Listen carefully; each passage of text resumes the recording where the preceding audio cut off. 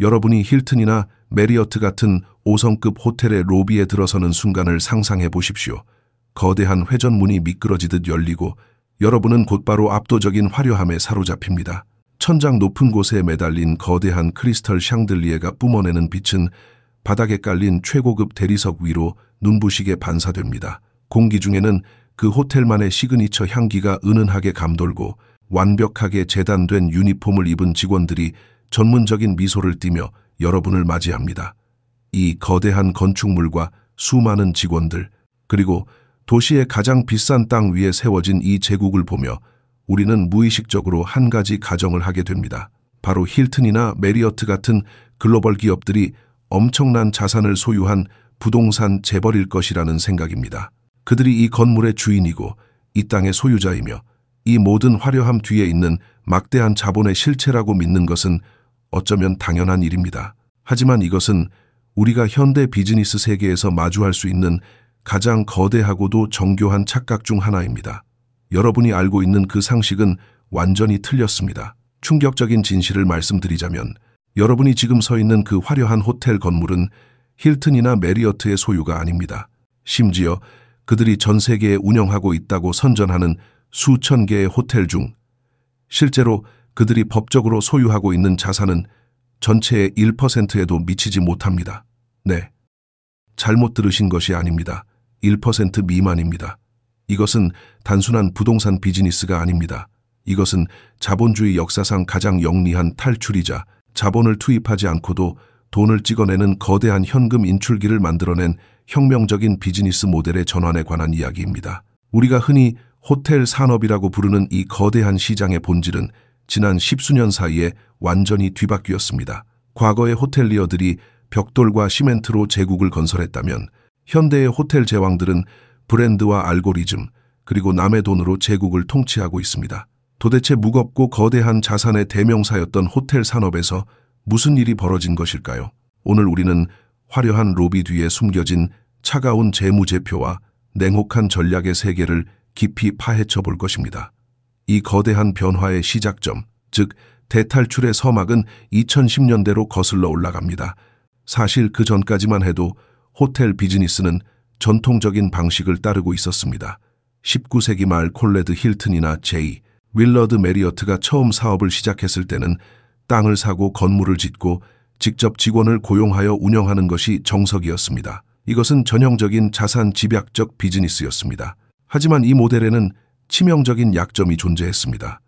호텔을 하나 짓는 데는 수천억 원에서 많게는 조 단위의 천문학적인 비용이 들어갑니다. 게다가 일단 건물을 짓고 나면 손님이 오든 안 오든 막대한 고정 비용이 발생합니다. 건물 유지 보수비, 세금, 직원 급여, 전기세 등 숨만 쉬어도 나가는 돈이 어마어마했습니다. 경기가 호황일 때는 문제가 없지만 2008년 글로벌 금융위기 같은 거대한 경제적 충격이 오면 호텔들은 순식간에 거대한 빚더미 위에 앉은 시한폭탄으로 변해버렸습니다. 자산은 더 이상 축복이 아니라 무거운 짐이었습니다. 이러한 위기 속에서 메리어트와 힐튼의 경영진들은 잔인하지만 명확한 진실을 깨닫게 됩니다. 호텔을 소유하는 것은 바보 같은 짓이다. 그들은 이른바 자산 경량화 전략이라는 이름 아래 대대적인 구조조정을 단행하기 시작했습니다. 이 전략의 핵심은 간단했습니다. 건물을 소유하면서 발생하는 모든 위험과 비용은 털어내고 오직 브랜드와 운영 시스템만 남겨서 수익을 극대화하겠다는 것이었습니다. 이 전략의 가장 드라마틱한 사례는 2017년 힐튼의 기업 분할에서 찾아볼 수 있습니다. 당시 힐튼의 CEO였던 크리스토퍼 나세타는 회사를 세 조각으로 쪼개는 과감한 결단을 내렸습니다. 호텔 운영과 브랜드를 담당하는 힐튼 월드와이드, 호텔 부동산을 소유하는 리츠 회사인 파크 호텔 앤 리조트, 그리고 타임쉐어 사업을 하는 힐튼 그랜드 베케이션으로 회사를 분리한 것입니다. 이것은 단순한 조직 개편이 아니었습니다. 힐튼 월드와이드 입장에서 보면 자신들이 가지고 있던 무거운 부동산 자산들을 파크, 호텔 앤 리조트라는 별도 법인으로 몰아넣고 밖으로 내보낸 것입니다. 즉, 덩치 크고 돈 많이 들고 위험한 부동산이라는 짐을 벗어던지고 가볍고 수익성 높은 브랜드 관리 회사로 다시 태어난 것입니다. 그 결과는 실로 놀라웠습니다. 부동산을 소유하지 않게 되자 힐튼의 재무 구조는 마법처럼 변했습니다. 건물을 짓거나 수리하는 데 들어가는 막대한 자본 지출이 사라지니 벌어들인 돈이 고스란히 현금으로 쌓이기 시작했습니다.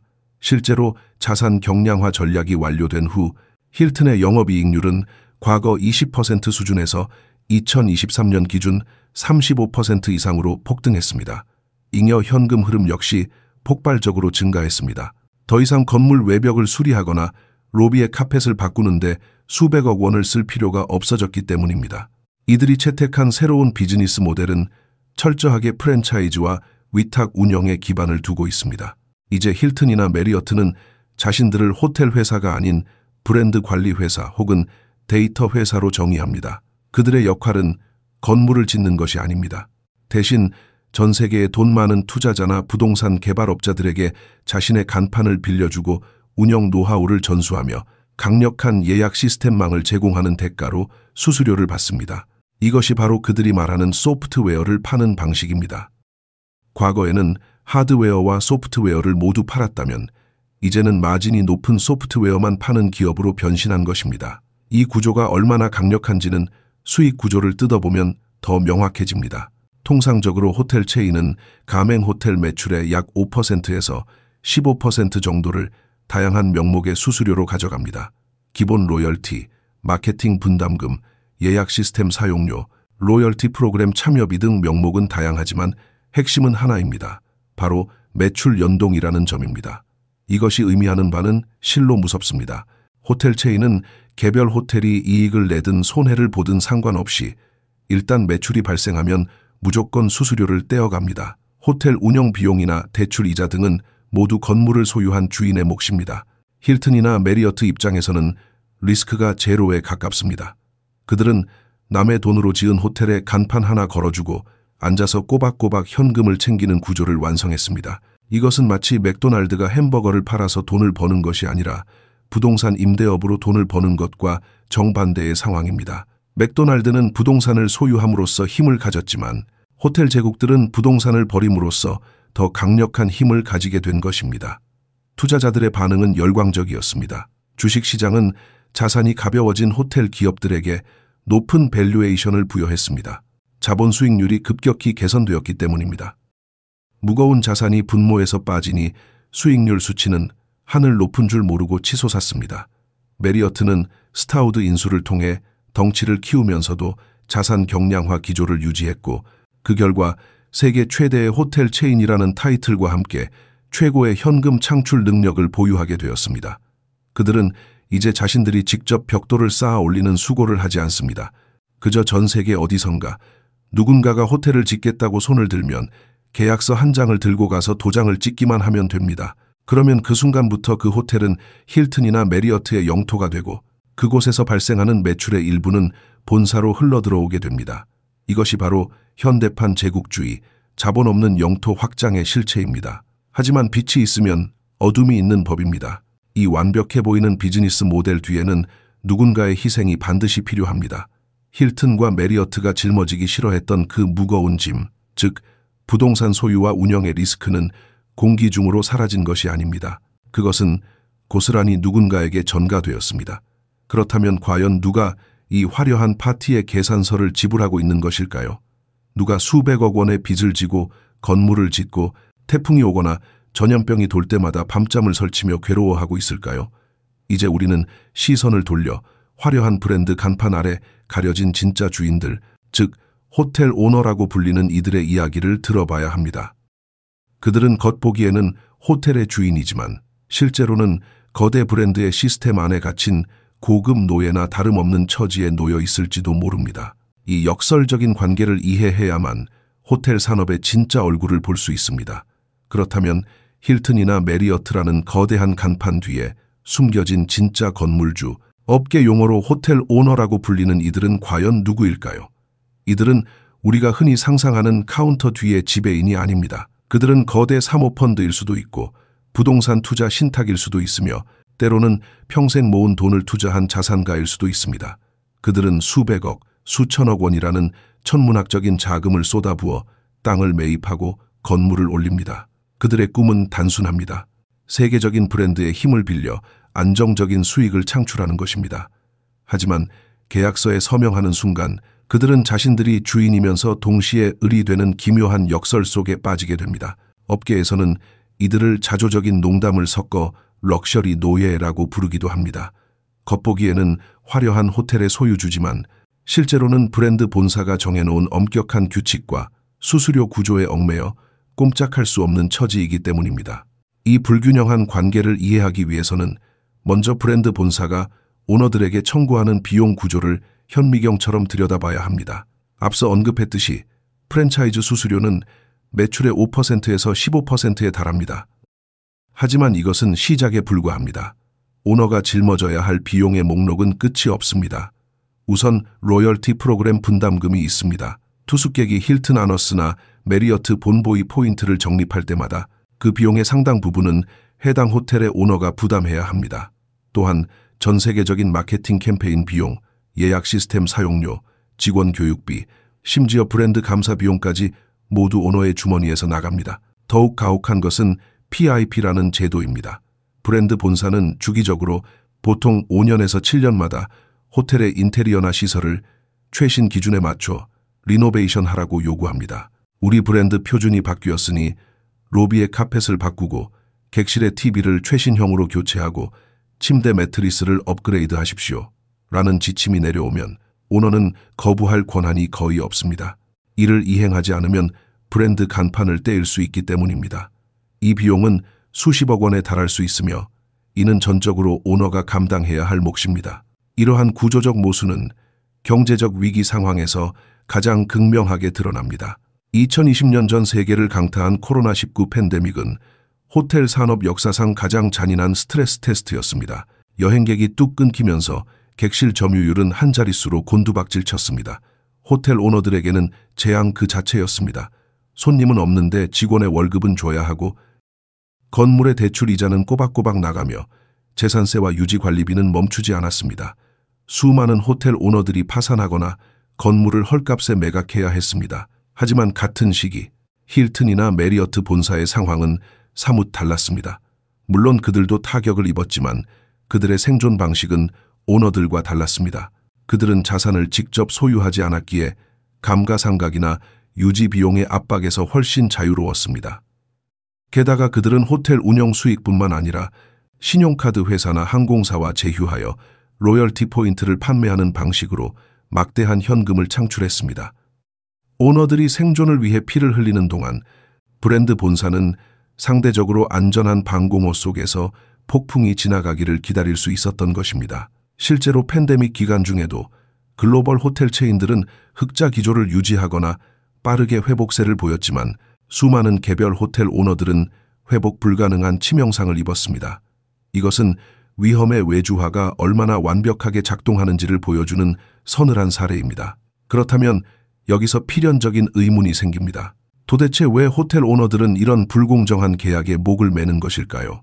왜 수백억 원을 들여지은 내 건물에서 수익의 상당 부분을 떼어주고 온갖 간섭을 받으면서까지 남의 간판을 달려고 하는 것일까요?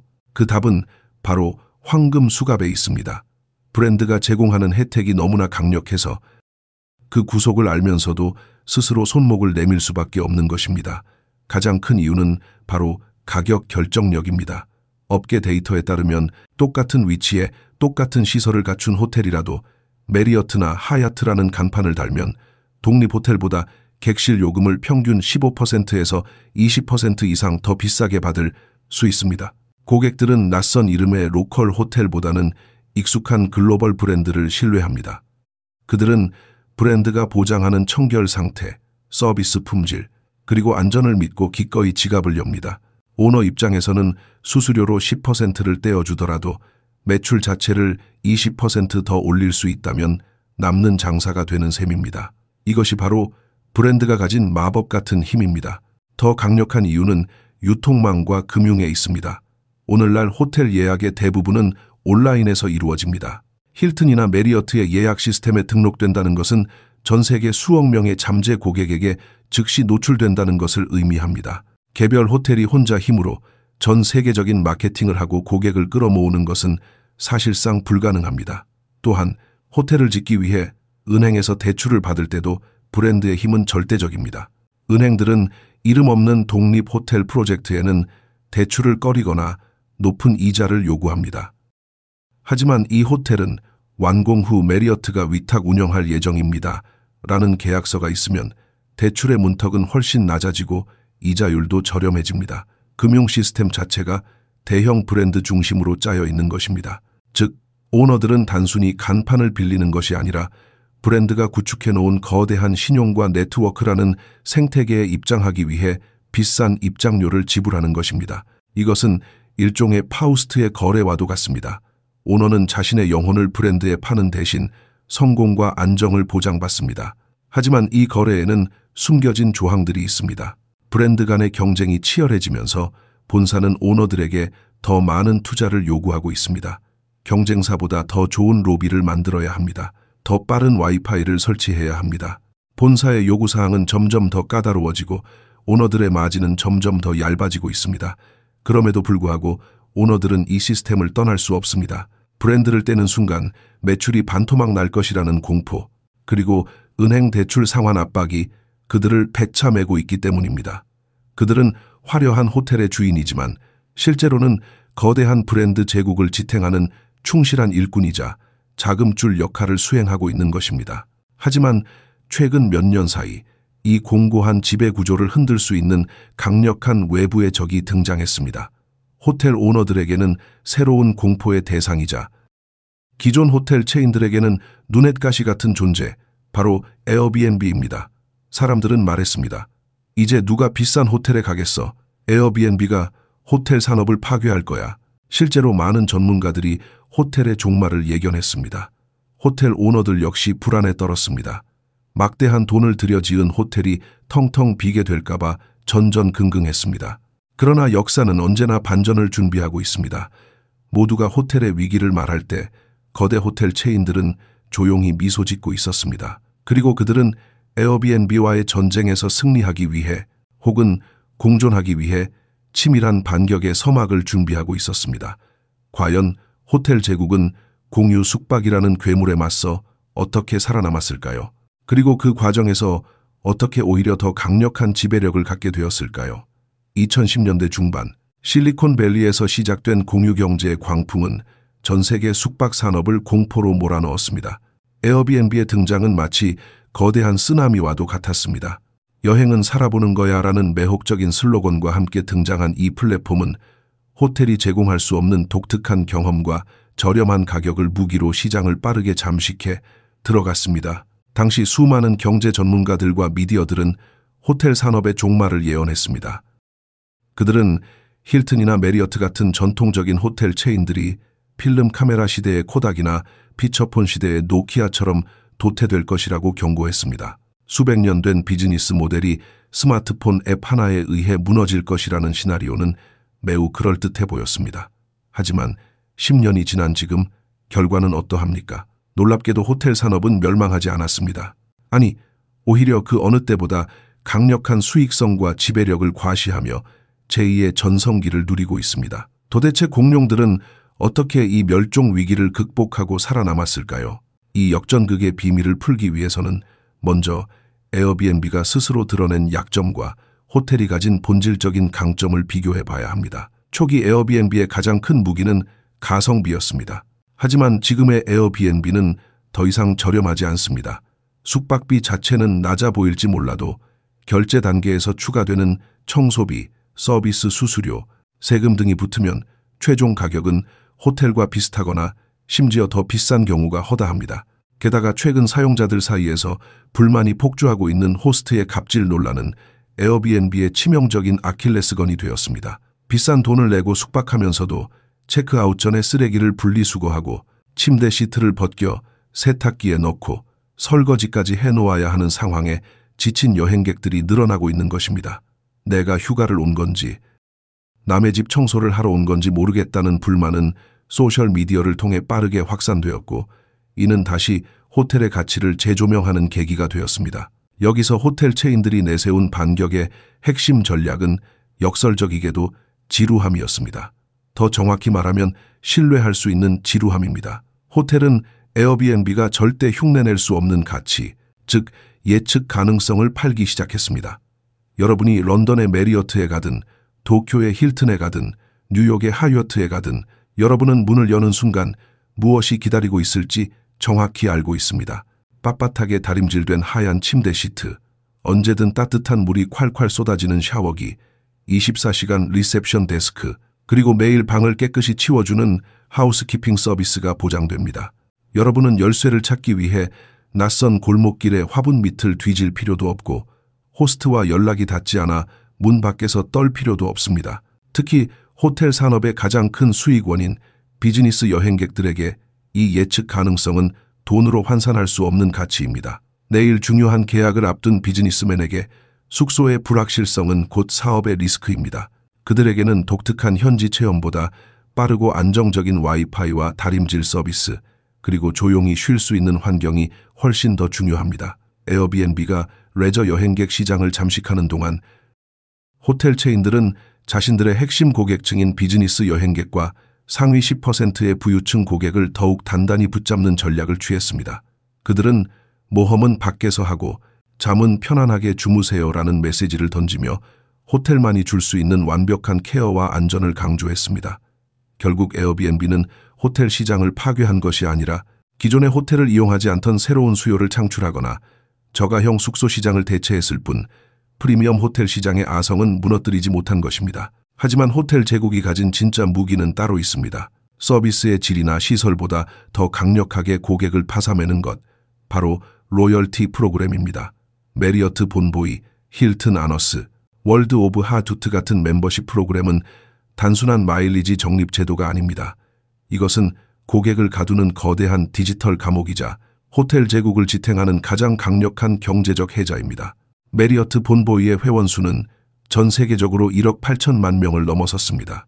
이는 웬만한 국가의 인구보다 많은 숫자입니다. 이들은 호텔 제국이 발행한 가상화폐인 포인트를 모으기 위해 가격이 조금 더 비싸거나 위치가 조금 불편하더라도 기어이 메리어트 호텔을 예약합니다. 이 충성도의 메커니즘은 매우 정교하게 설계되어 있습니다. 회원이 되어 숙박 일수를 채우면 등급이 올라갑니다. 실버에서 골드로, 골드에서 플래티넘으로 올라갈수록 혜택은 기하급수적으로 늘어납니다. 무료 조식, 오후 4시 레이트 체크아웃, 이그제큐티브 라운지 이용, 그리고 가장 달콤한 유혹인 스위트룸 무료 업그레이드까지 한번 상위 등급의 맛을 본 고객은 다시는 일반 등급으로 돌아가고 싶어 하지 않습니다. 그들은 등급을 유지하기 위해 자발적으로 그 호텔 체인의 노예가 되기를 자처합니다. 이것은 일종의 게임화 전략입니다. 고객들은 여행을 즐기는 것이 아니라 티어를 올리는 게임을 하고 있는 것입니다. 이 락인 효과 덕분에 호텔 체인들은 에어비앤비나 부킹닷컴 같은 OTA 플랫폼에 지불해야 할 막대한 중개 수수료를 절감할 수 있습니다. 자체 앱을 통해 예약하는 충성 고객 비중이 50%를 넘어서는 순간 호텔은 외부 플랫폼의 영향력에서 벗어나 진정한 독립을 쟁취하게 됩니다. 더 나아가 이 로열티 프로그램은 그 자체로 막대한 현금을 창출하는 금융 비즈니스가 되었습니다. 힐튼과 메리어트는 아메리칸 익스프레스나 체이스 같은 신용카드 회사에 자신들의 포인트를 대량으로 판매합니다. 신용카드 회사는 고객들에게 이 카드를 쓰면 메리어트 무료 숙박권을 드립니다 라고 유혹하며 카드를 발급하고 호텔 체인에 수천억 원의 포인트 구매 대금을 선지불합니다. 힐튼이나 메리어트 입장에서는 객실을 팔지 않고도 수천억 원의 현금을 미리 확보하는 셈입니다. 코로나19 위기 당시 호텔 체인들이 파산하지 않고 버틸 수 있었던 결정적인 이유 중 하나가 바로 이 신용카드 회사와의 포인트 거래를 통해 조달한 긴급 자금이었습니다. 결국 호텔 비즈니스의 본질은 방을 파는 것에서 멤버십을 파는 것, 그리고 포인트라는 가상화폐를 유통하는 금융업으로 진화한 것입니다. 에어비앤비는 이러한 호텔의 로열티 시스템을 흉내내려고 시도했지만 결코 따라올 수 없었습니다. 에어비앤비의 숙소는 개별 호스트가 소유하고 있기 때문에 전 세계적으로 통일된 혜택을 제공하는 것이 구조적으로 불가능하기 때문입니다. 반면 호텔 체인들은 중앙 집중화된 통제력을 바탕으로 전 세계 어디서나 동일한 특권적 경험을 제공할 수 있습니다. 이것이 바로 규모의 경제가 만들어낸 승리입니다. 하지만 이 거대한 반격이 성공했다고 해서 호텔 산업의 미래가 마냥 장밋빛인 것만은 아닙니다. 그들은 살아남았고 더 강해졌지만 이제 또 다른 심각한 내부적 위기에 직면하고 있습니다. 바로 사람의 문제입니다. 팬데믹 이후 호텔 산업을 떠난 수많은 숙련된 직원들은 다시 돌아오지 않고 있습니다. 프런트 데스크에는 사람이 부족하고 객실을 치울 메이드를 구하는 것은 하늘의 별 따기가 되었습니다. 인건비는 치솟고 구인난은 심화되는 이 상황에서 호텔 제국은 또 다른 극단적인 변신을 준비하고 있습니다. 바로 인간을 지우고 그 자리를 차가운 기계와 알고리즘으로 채우는 것입니다. 화려한 샹들리에 아래서 미소 짓던 벨보이가 사라진 호텔. 과연 그곳은 어떤 모습일까요? 다음 장에서는 첨단 기술과 AI가 만들어낼 호텔의 차가운 미래, 그리고 호텔의 유령화에 대해 이야기해 보겠습니다. 이제 우리는 호텔 산업이 마주한 가장 최신이자 어쩌면 가장 디스토피아적인 미래의 장으로 넘어갑니다. 힐튼과 메리어트가 부동산을 팔아치우고 충성 고객을 가두는 데 성공했지만 그들 앞에는 여전히 해결되지 않은 거대한 난관이 가로막혀 있습니다. 바로 노동력의 증발입니다. 팬데믹 기간 동안 해고되거나 제 발로 떠난 수백만 명의 호텔리어들은 다시 돌아오지 않았습니다. 그들은 더 임금이 높고 워라밸이 보장되는 IT 기업이나 물류 산업으로 이직했습니다. 남겨진 호텔 오너들에게는 인건비 급등과 구인난이라는 이중고가 닥쳤습니다. 청소할 사람이 없어 객실을 판매하지 못하는 사태가 벌어졌고 체크인 대기 줄은 끝없이 길어졌습니다. 이 절박한 위기 속에서 호텔 제국은 생존을 위해 인간을 대체할 새로운 구세주를 소환했습니다. 바로 자동화와 인공지능입니다. 우리가 곧 마주하게 될 미래의 비즈니스 호텔은 유령 호텔에 가까울지도 모릅니다. 이것은 으스스한 흉가를 의미하는 것이 아닙니다. 서비스의 모든 접점에서 인간이 사라진다는 뜻입니다. 이미 변화는 시작되었습니다. 여러분은 호텔에 도착하기 전 스마트폰 앱으로 체크인을 마칩니다. 로비에 들어서면 프런트 데스크에 줄을 서는 대신 키오스크에서 얼굴 인식만으로 신원을 확인합니다. 엘리베이터는 여러분의 스마트폰 신호를 인식해 자동으로 투숙층 버튼을 눌러줍니다. 객실 문을 여는 것도 플라스틱 카드가 아닌 스마트폰의 디지털 키입니다. 룸 서비스를 시키면 AI 로봇이 배달을 오고 객실 청소는 로봇 청소기가 1차적으로 수행합니다. 과거 5성급 호텔의 상징이었던 컨시어지의 역할은 챗봇과 AI 비서가 대신합니다. 근처 맛집 추천해줘, 수건 더 줘 같은 요청은 1초 만에 접수되고 처리됩니다. 이러한 기술 도입의 진짜 목적은 고객의 편의가 아닙니다. 냉정하게 말해 이것은 철저한 비용 절감과 수익 극대화를 위한 전략입니다. 호텔 운영비의 가장 큰 비중을 차지하는 인건비를 획기적으로 줄임으로써 호텔 오너들의 마진을 보전해주기 위함입니다. 인간 직원은 아프지도 않고 불평하지도 않으며 24시간 근무해도 추가 수당을 요구하지 않는 알고리즘과 로봇으로 대체되고 있습니다. 하지만 AI가 가져올 진짜 혁명은 로비가 아니라 데이터 서버 안에서 일어납니다. 호텔 기업들은 이제 자신들을 데이터 기업이라고 부릅니다. 그들은 여러분에 대해 여러분 자신보다 더 많은 것을 알고 있습니다. 과거의 지배인이 단골 손님의 얼굴과 취향을 기억력에 의존해 관리했다면 지금의 호텔은 거대한 빅데이터를 통해 고객을 분석합니다. 여러분이 킹사이즈 침대를 선호하는지, 트윈을 선호하는지, 베개는 깃털을 좋아하는지, 메모리 폼을 좋아하는지, 미니바에서 콜라를 마시는지, 맥주를 마시는지, 투숙할 때마다 평균 얼마를 쓰는지 모든 것이 기록됩니다. 이 데이터는 초계인화 서비스로 이어집니다. 여러분이 객실 문을 열고 들어가는 순간 방 온도는 여러분이 가장 선호하는 23도로 맞춰져 있고 TV에는 여러분이 즐겨보는 넷플릭스 계정이 연동되어 있으며 테이블 위에는 여러분이 좋아하는 웰컴 드링크가 놓여 있을 것입니다. 소름 끼칠 정도로 완벽한 이 서비스는 인간의 배려가 아닌 차가운 알고리즘의 계산 결과입니다. 더 무서운 것은 다이내믹 프라이싱입니다. 항공권이나 우버 택시처럼 호텔 객실 가격도 AI가 실시간 수요와 공급, 날씨, 지역 행사, 경쟁사 가격, 심지어 여러분의 지불 능력을 분석하여 1분 단위로 조정합니다. 똑같은 방이라도 누가 언제 예약하느냐에 따라 가격은 천차만별이 됩니다. AI는 빈 객실을 최소화하고 고객이 지불할 용의가 있는 최대치까지 가격을 끌어올려 호텔의 수익을 극대화합니다. 결국 미래의 호텔 산업은 극단적인 양극화의 길을 걷게 될 것입니다. 중저가 및 비즈니스 호텔 시장에서는 인간 직원을 찾아보기 힘든 무인 자동화가 표준이 될 것입니다. 효율성과 속도가 지배하는 세상입니다. 반면 하이엔드 럭셔리 시장에서는 인간의 서비스 자체가 가장 비싼 사치품이 될 것입니다. 로봇이 아닌 진짜 사람이 눈을 맞추며 인사하고, 기계가 아닌 인간 셰프가 요리를 설명해주며, AI가 아닌 전문 버틀러가 세심하게 케어해주는 경험은 오직 최상위 1%의 부유층만 누릴 수 있는 특권으로 남을 것입니다. 사람이 사람을 섬기는 것, 이 최고의 럭셔리가 되는 시대, 그것이 기술이 가져올 호텔 산업의 역설적인 미래입니다. 지금까지 우리는 힐튼과 메리어트 같은 거대 호텔 체인들이 어떻게 지난 10여 년간 숨가쁜 변신을 거듭해 왔는지 살펴보았습니다. 그들은 부동산 임대업에서 시작하여 브랜드를 파는 프랜차이즈 기업으로, 다시 고객을 묶어두는 플랫폼 기업으로, 그리고 마침내 데이터를 지배하는 테크 기업으로 진화했습니다. 이 거대한 서사시를 관통하는 핵심은 유연함과 적응력입니다. 힐튼과 메리어트가 만약 과거의 영광에 취해 호텔은 부동산이다라는 고정관념을 고수했다면, 그들은 아마 2008년 금융위기나 2020년 팬데믹의 파도 속에서 파산했을지도 모릅니다. 하지만 그들은 생존을 위해 자신의 정체성마저 과감하게 버렸습니다. 무거운 자산을 버리고 가벼운 브랜드를 취했으며, 경쟁자인 에어비앤비의 장점을 흡수하고 위기의 순간에는 금융업으로 변신하여 현금을 조달했습니다. 이것은 단순히 한 산업의 성공 스토리가 아닙니다. 급변하는 현대 비즈니스 환경에서 살아남기 위해 기업이, 그리고 개인이 어떤 태도를 취해야 하는지를 보여주는 가장 교과서적인 사례입니다.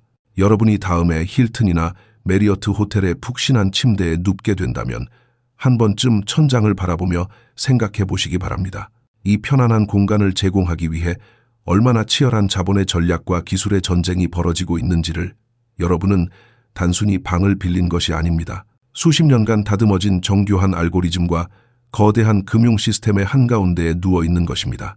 호텔은 이제 잠만 자는 곳이 아닙니다. 그곳은 자본이 흐르고 데이터가 모이며 기술이 실험되는 최전선입니다.